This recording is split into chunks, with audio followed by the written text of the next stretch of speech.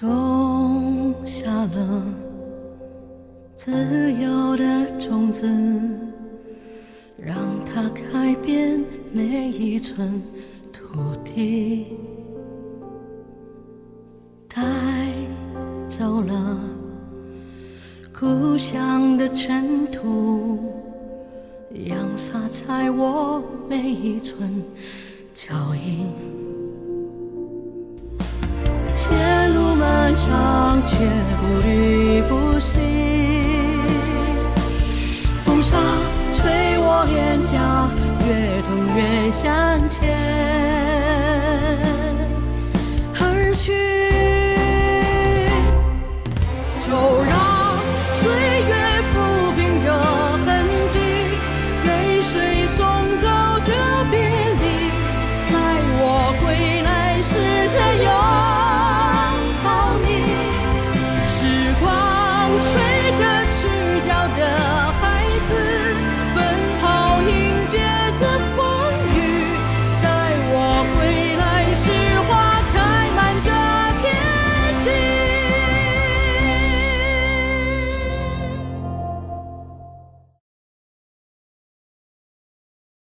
你们是咋绕到这儿来的？我也不知道啊，就是被敌人追着追着就跑到这儿了。怎么才这么点人？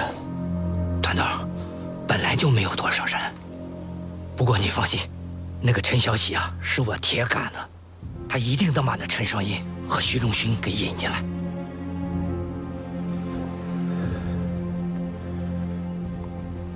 这儿太空旷了，这么平坦的地方太容易被伏击。是啊，太安静了，一点动静没有，连战斗过的痕迹也看不到。听着，先不要动手，从两边包抄过去。是，快去。仲勋，你们先在这儿等一下，我过去看看再说。好，千万注意安全。小段，你跟上。是。哎，程队长，我带你去，我带你去。回来。啊。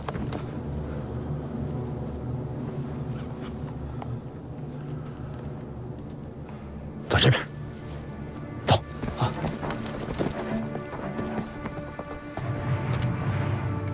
你去把那几个探路的给我收拾掉。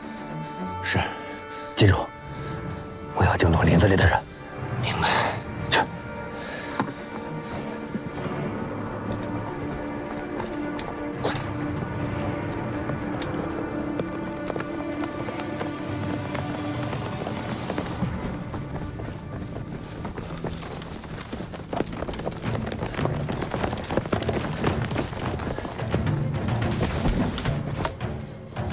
上。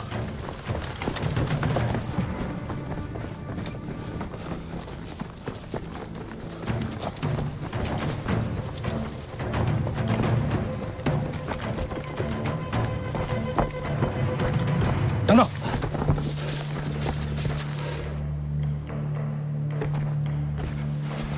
怎么了，程队长？前面来人了。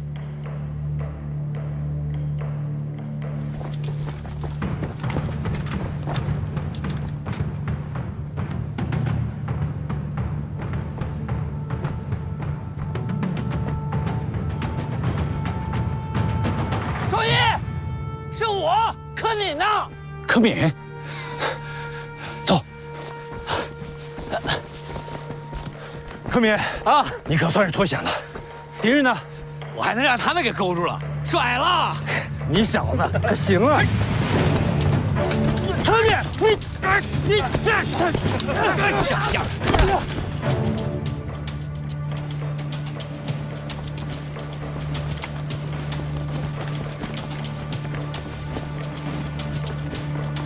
大家分散，准备战斗！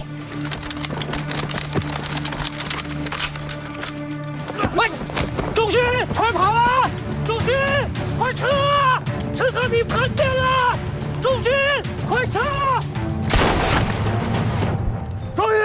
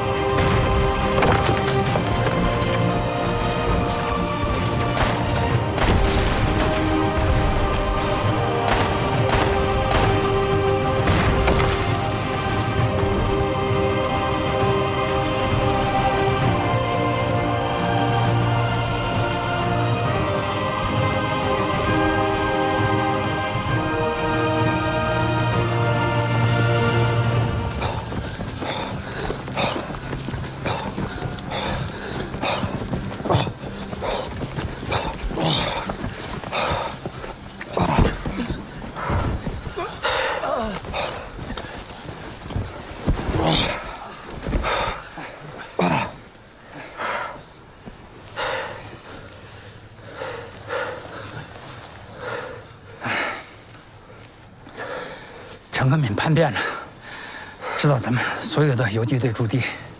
庄轩，你看怎么办？文轩，你要记住啊，游击战的根本是游，是游与击的结合，要尽可能的守住根据地，但是打不过，咱就跑，到三原去找黄子祥、黄子文他们的渭北游击队。走，去渭北，去找黄子祥他们。同志们，走。走。好。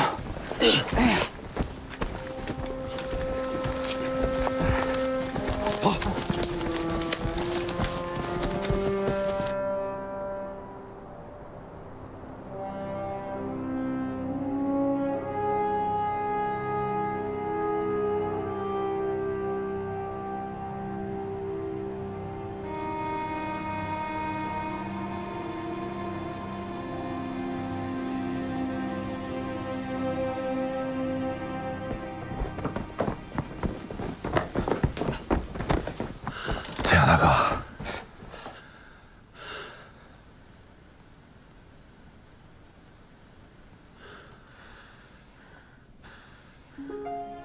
荣氏老弟，你来了就好了。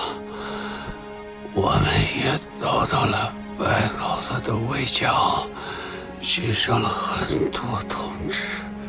捡了一条命回来，等我好了。杨大哥，现在啥话也不说啊！你不光是我的好大哥，你更是渭北革命的领头羊。这个时候，绝不能少了你。你现在就是好好养伤，我和子文一定尽力，把渭北的革命火种守护好。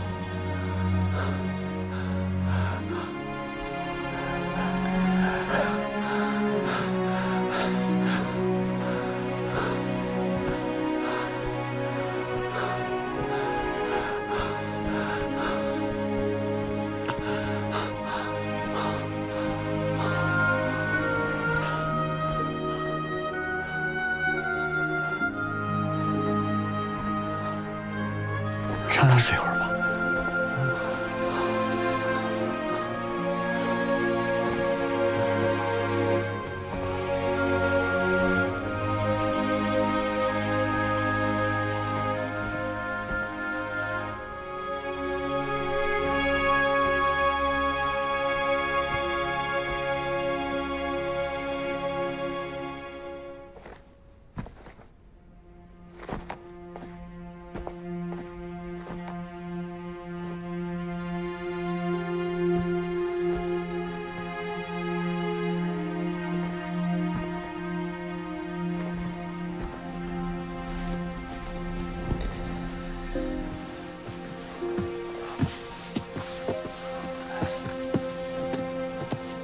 这段时间，你们就一直藏在这儿。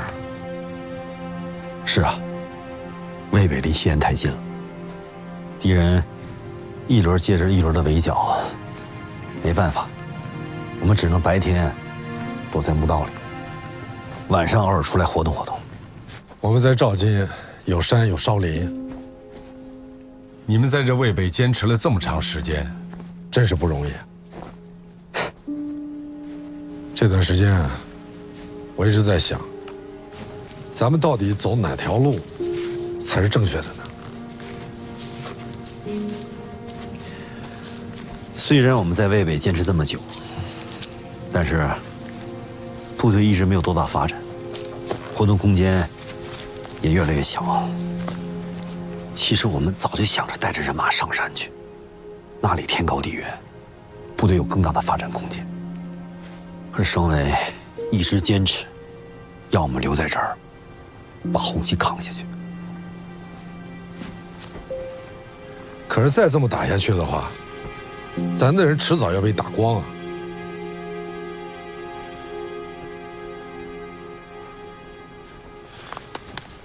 我生长在渭北，这儿的反动势力有多强，我比谁都清楚。在南方，秋收起义的目标一开始是长沙，可是毛泽东为什么把队伍拉到了井冈山？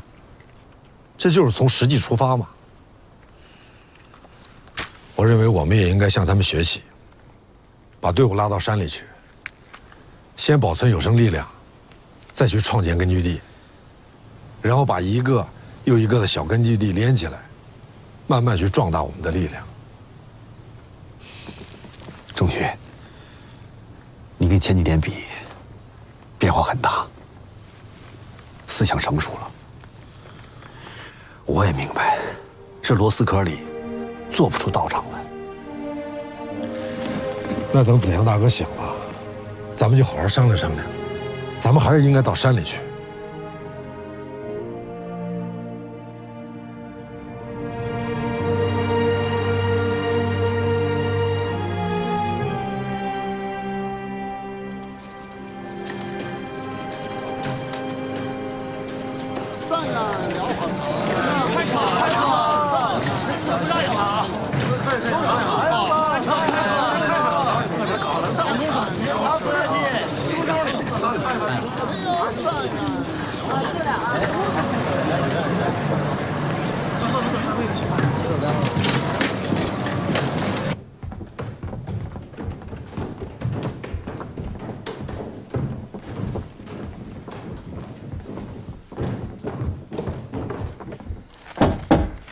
进来。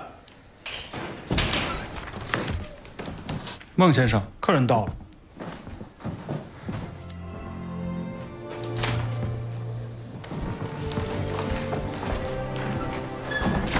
王书记，仲勋同志，你好。来坐。好。仲勋同志，路上辛苦了。不辛苦。喝茶。哎，坐。组织上呢，今天把你找来，是有新的工作任务要交给你。去年12月底，根据中央指示，陕甘游击队正式改编成了中国工农红军第26军。杜洪同志任红26军的政委，兼红2团政委，这可是我们西北地区第一支正式编入红军序列的主力红军呢。咱西北终于也有主力红军了。是啊，红26军连续取得了胜利，又在陕甘边一带创建了一大片的革命根据地。我们接下来工作就是要加强陕甘边特委的领导，扩大党的影响。太好了，孟书记啊，咱们只有建立革命根据地，革命才能搞得红红火火。是啊，但是杜衡同志认为，红红火火的革命事业背后，还存在着巨大的隐患。不论是红26军还是根据地，都存在着干部队伍严重不纯的问题。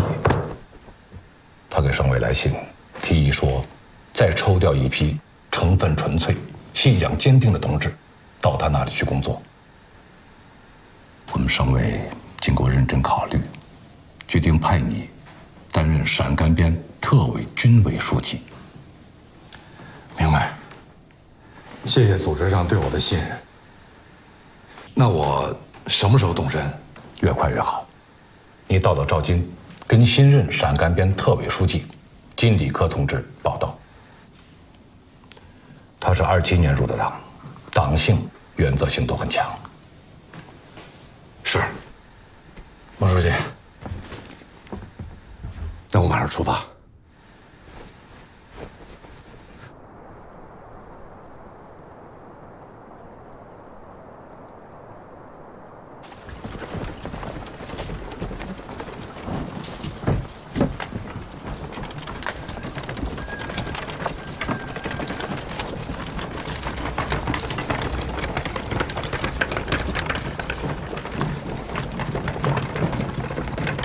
这位就是特委书记金立科同志。金书记你好，我是习仲勋。欢迎啊，仲勋同志，一路上辛苦了。自从接到省委的通知以后，就一直盼着你来的。赶快给仲勋同志准备吃的。啊，不用不用，路上我们吃了干粮。老刘和老谢呢，我也跟他们报个到。老刘、老谢都被杜恒撤职了。撤职了？是的。转角改编的时候，杜恒说他们是逃跑主义、烧灵主义，打发他们两人去上海学习，让王世泰当了团长。可是，一打起仗来呢，还得靠老刘指挥，只好让他留下来，当了红二团的参谋长。那谁是军长？没有军长，只有一个杜大政委。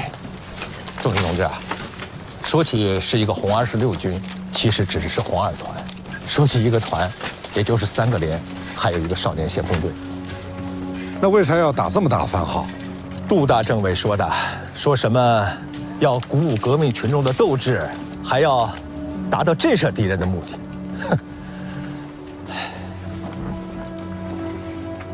老刘呢？我想去看看他。老刘在上面，我带你去。好，来，走。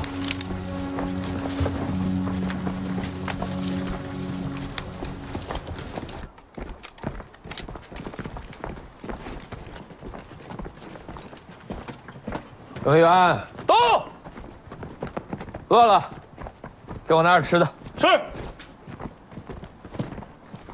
政委，饭来了。啊。就剩这些了吗？这还是给您现做的呢。啊。好，忙去吧。是。哎，等会儿，那个上次缴获的奶粉还有没有了？有。拿来。是。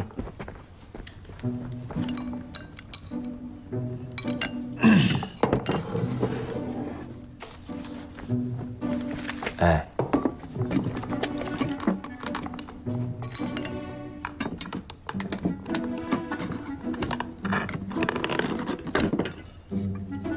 忙去吧。是。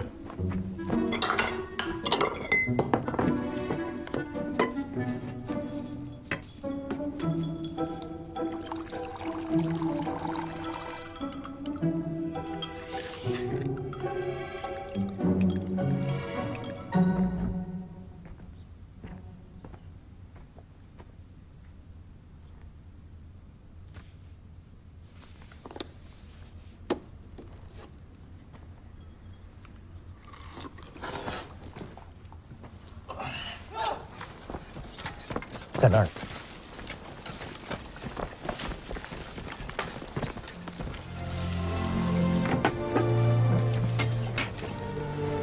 老刘，哎，郑轩，你来了。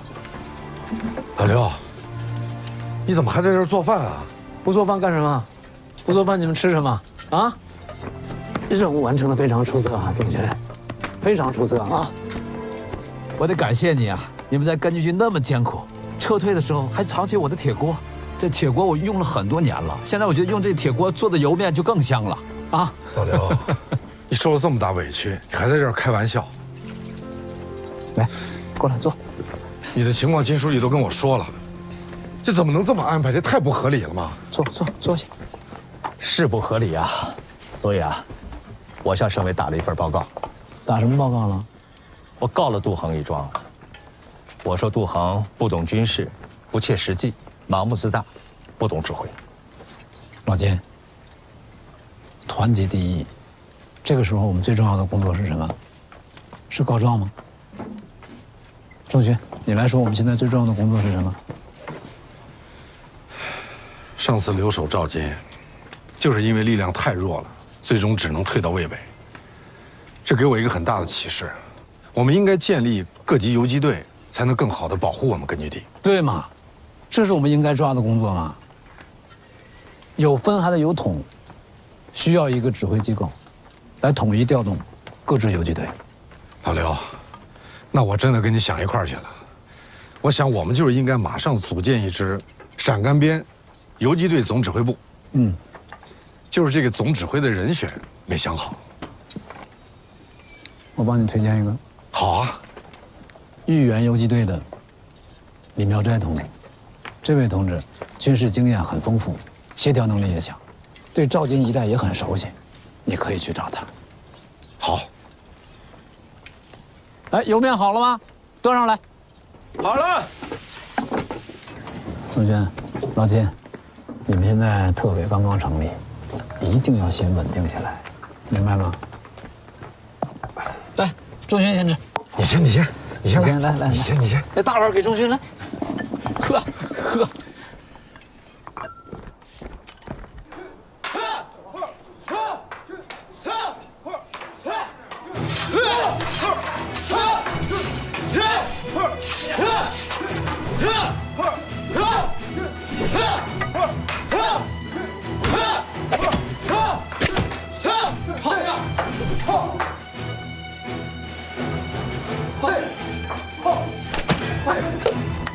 队长，您是李妙斋同志吧？是我。你们二位是？我是陕甘边的特委书记金立科，这位是新来的特委军委书记习仲勋同志。欢迎两位书记啊！欢迎，金书记，习书记。廖斋同志你好。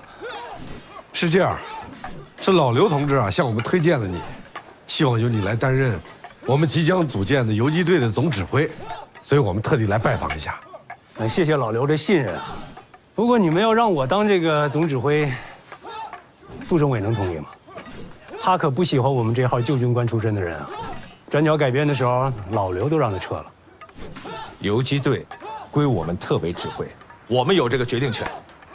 苗斋同志，你是航母出身，军事素质过硬，而且呢协调能力强啊。最关键的，你对赵军这一带的情况非常的熟悉，所以你是游击队总指挥的最佳人选。金书记，你还是不了解杜航。行，那不说他了，我带两位书记参观一下我们豫园游击队的驻地薛家寨。好，你带路。书记请来。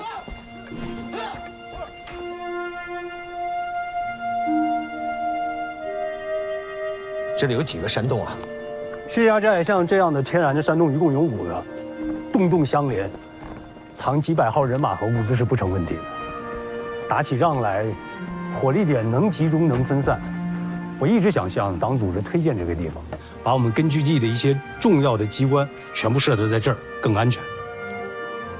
苗寨同志，你真的是大公无私啊！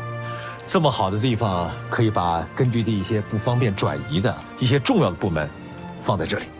确实是，苗寨同志啊，你这简直就是天险啊！你看，如果把这洞的两边分别设2个哨卡，山下面再埋好地雷，这就是一个一夫当关、万夫莫开的地方。而且这些山洞可以设置一些医院啊、被服厂啊，甚至是小型的兵工厂。书记啊，这个我们已经在做了。你看，这是我们自制的手雷。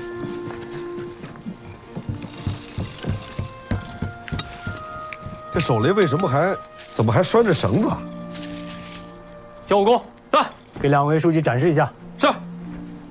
秦书记，我们叫它麻辫手雷，把麻辫拴手雷上，甩一甩，扔得远。好，确实好。敌人要是围剿得紧，长期在这里安营扎寨都没有问题。苗寨同志，真的太谢谢你了。这样，我会把这里的情况好好的规划一下，做一份计划，递交给杜航同志。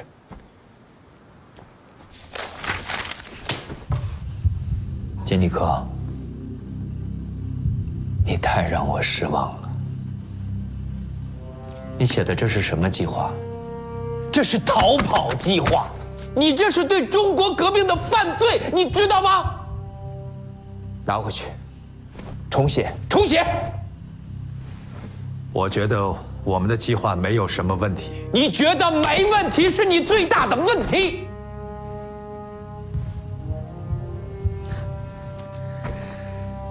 金立科呀，金立科，别以为我不知道你去省委干什么去了。我是不屑与你计较。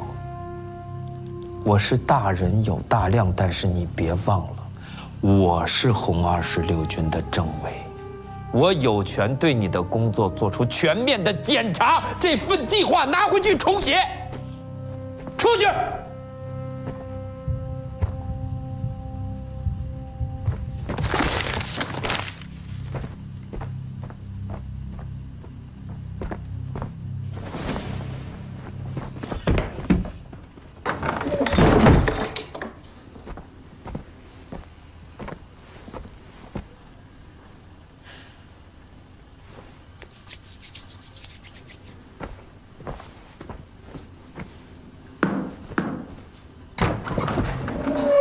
你怎么又……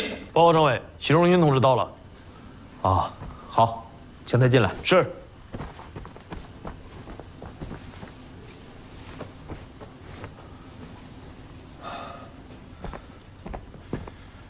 杜政委，仲勋同志，这么年轻啊！快坐，快坐，快坐，坐。仲勋同志，虽然我们是第一次见面，但是我对你的情况还是很了解的。两当兵变的时候，我就知道你，我看过你给省委写的报告，还是有点水平的。这次我请省委给我们派一个能力强的干部，来担任特委军委书记。省委选中了你，从这个意义上来讲，你是我要来的干部。感谢组织上对我的信任。目前，陕甘边特委的工作我是很不满意的。有些领导思想上右倾，行动上消极，完全跟不上形势，离省委对我们的要求差个10万8千里。所以，既然你来了，我看就不能只抓军事工作，其他的工作也要抓起来。我提议我们赵金尽快组建一个临时性的政府机构，我看就叫陕甘边革命委员会吧。我提议你担任主席怎么样？这恐怕不太合适吧，政委。一来呢，我刚到，还不了解情况，也没有这方面的工作经验。再一个，我们是不是应该选一位贫雇农出身的同志来担任这一职务？这样也更有利于团结人民群众嘛。好，你的这个提议非常好，我会认真考虑的。还有一件事儿，我听说你们已经组建了一个游击队总指挥部，你担任政委，李妙斋担任总指挥，有这事儿吗？是。李妙斋不行，他担任不了总指挥。为啥不行？他组织观念不强，收编了一些民愤很大的惯匪，老百姓意见很大的嘞。可是李妙斋同志已经有5年的党龄了，又有指挥作战的经验，大家觉得他很适合。他是旧军人出身，入党之前已经是白军部队里的营长了。我们能指望这样的人成为纯粹的布尔什维克吗？可是那个坚决不行。这个位子留给黄子文同志。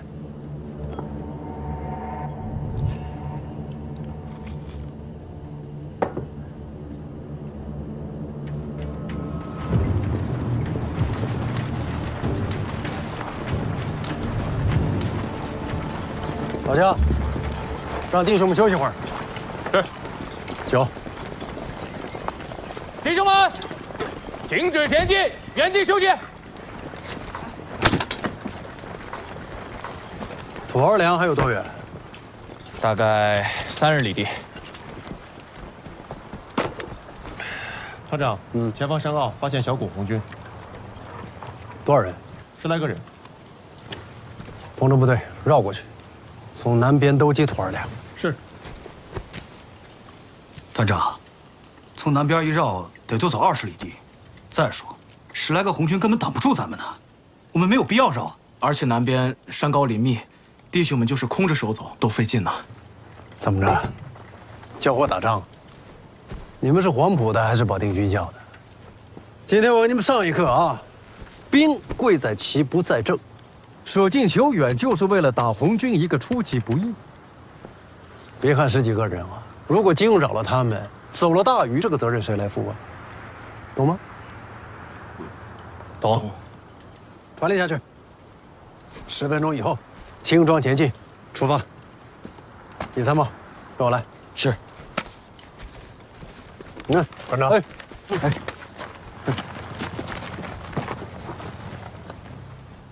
这满山都是赤匪的耳目，绕道去土二梁。刘志丹早跑了。你有毛病啊！不是，你愿意打仗怎么着？不愿，我也不愿意。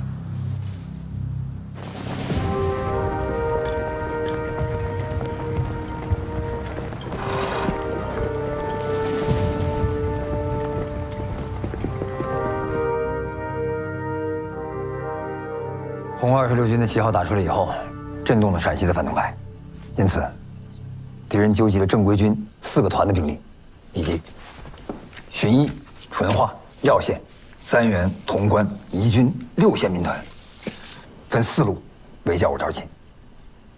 此刻，离我们最近的一股敌人距这里还不过30里路程。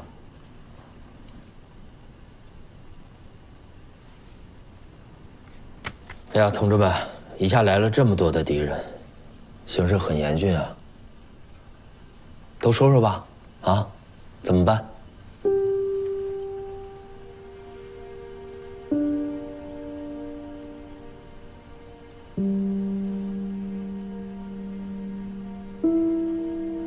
老六，你是黄埔出身，懂军事，你先说说吧。钟政委，你让别挡亮。现在我们红军主力还很弱小，敌军数倍于我们，不能硬来。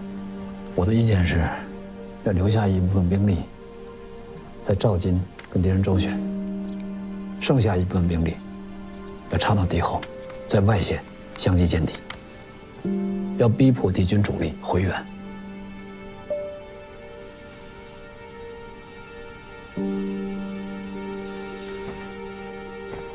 我也是这个意思，那就这么办。陕甘边特委、革委会、游击队总指挥部、子文、钟勋，你们留下。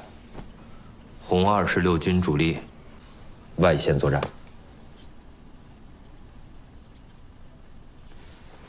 杜政委，那家里具体留多少兵力？这个不用你操心，我心里有数。行了，各自准备吧。啊。各自准备。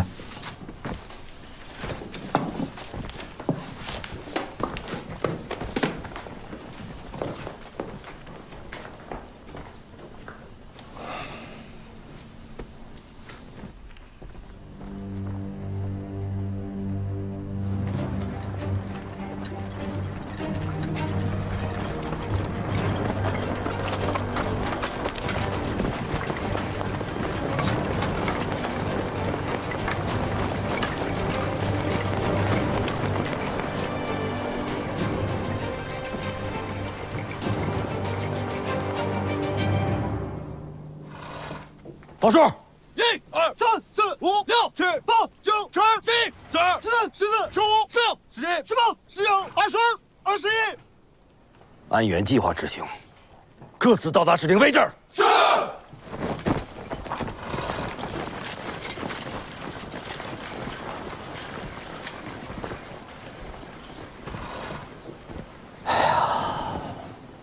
就给我们留下了21个人，加上咱们几个不到30个人，怎么对付围剿的敌人？这简直就是猪八戒背稻草，要人没人，要货没货。幸亏老刘还替我们做了不少工作，给我们多留下了一部分枪嘛。有枪没有人，这有什么用？杜衡把红军主力都带走了，要咱们几个坚守根据地，这就是一步死棋。老金，发牢骚有啥用啊？任务交给我们了，现在最重要的是，我们得想办法应对接下来的严峻局面。怎么想办法？敌人正规军就有4个团，还有6个县的民团一起压过来，离我们最近的敌人不到30里路了。你说，能有什么办法？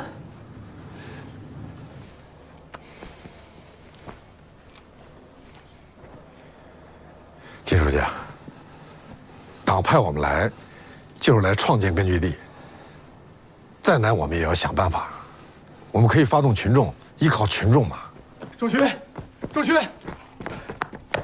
你看，我给你带人来了。周群，老栓叔，乡亲们知道咱们缺人，把小伙子们都带来了。周旭，我咋听说人都走了，就留下你几个了？啊，你看是这，我把能喊来的娃都给你喊来了。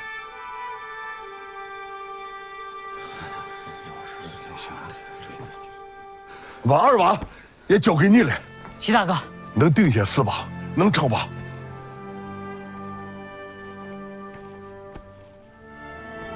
能成能成。好，谢谢老沙叔。哎，谢啥嘛？自家人的事情嘛。我就说嘛，我们可以依靠群众嘛。咱创建根据地，群众乡党，就是咱的铜墙铁壁嘛。乡党们，谢谢大家。大家既然来了，从现在起，就是咱政治保卫队的队员了。咱不光要学打枪、学战斗，还要学纪律，还要讲纪律。对，二娃，你一定要听你哥的话呢啊！打开仗了，可千万不能怂。我马大。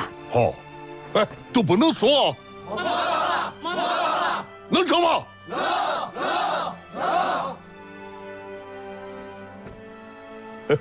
好，二娃，哎，会打枪吗？会，跟阿大打过几年鸟虫。哎，打过。好，那咱给大家发枪。好，发枪，好，来，快，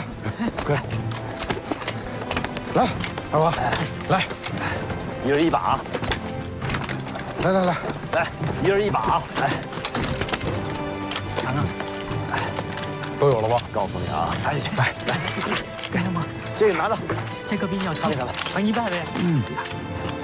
哎，这个点对这个点对前面这个点，比量一下。对。哎，会打枪不？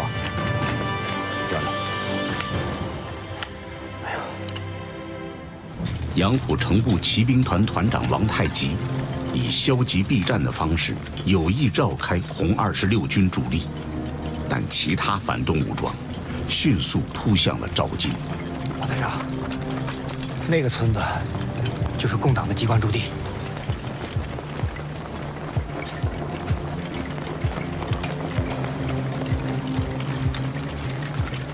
好，全速前进！所有人全速前进！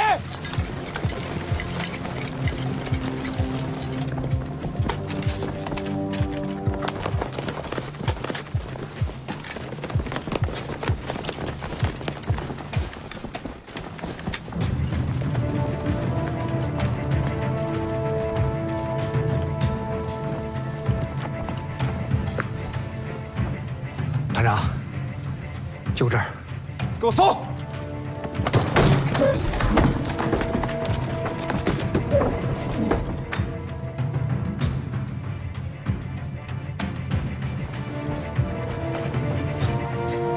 二哥，火还没熄呢。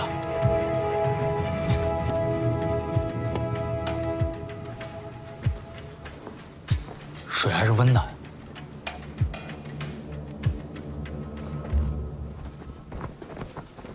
马团长，水还是温的，他们跑不了多远。马团长，息怒，我知道他们藏哪儿，跟我走。走。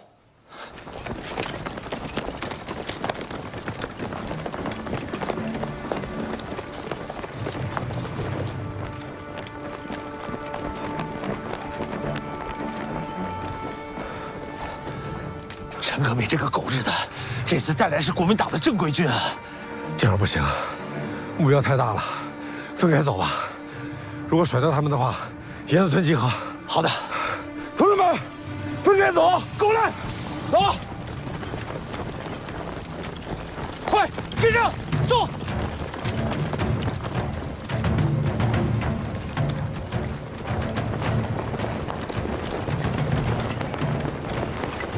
停！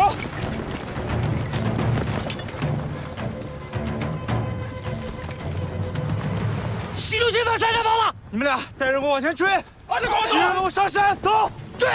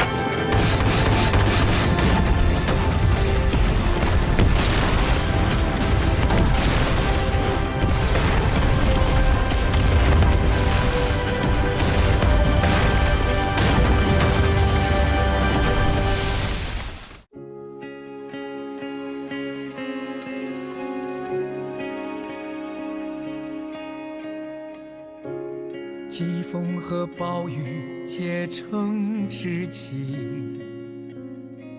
然后把生命交给企鹅的土地。镰刀与锤头结成兄弟，然后把生命交给血染的红旗。与信仰相遇，找回生命的远近，不懈崎岖，寻觅真理，为强者点击血色红旗，将信念磨砺，思想火花